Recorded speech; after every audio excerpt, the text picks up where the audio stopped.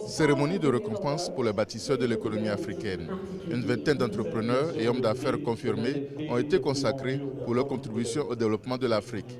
Les organisateurs ont fait une mention spéciale pour Mme Rosa Whittaker, ancienne diplomate américaine qui œuvre en faveur du commerce entre l'Afrique et l'Amérique.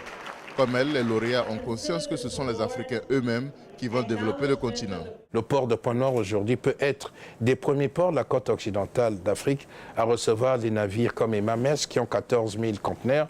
C'est pas rien, et si ceci s'est fait, c'est développer un phénomène de massification au profit des économies de tous les pays de notre sous-région. Développer le commerce intra-africain, c'est développer, je dirais, la richesse en Afrique. C'est contribuer à la création des emplois et c'est apporter une valeur ajoutée qui reste en Afrique, donc qui crée la richesse en Afrique.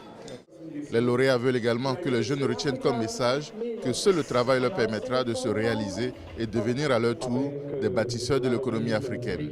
L'Afrique pareil de handicap, c'est la raison pour laquelle nous devons travailler 10 fois plus. Et ça, ce n'est pas un problème.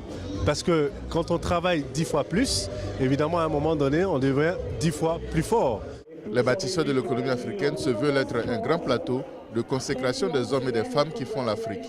Parmi eux, l'architecte sénégalais de réputation mondiale, Pierre Goudiaby. Ses œuvres sur le continent témoignent de ce que l'Afrique regorge de talent pour réaliser son développement.